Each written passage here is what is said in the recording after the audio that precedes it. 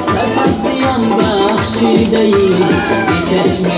این هامی من سرسبزیم بخشیده ای به چشمه این هامی من ای دهلیان مهرت بود در جسم و جان ای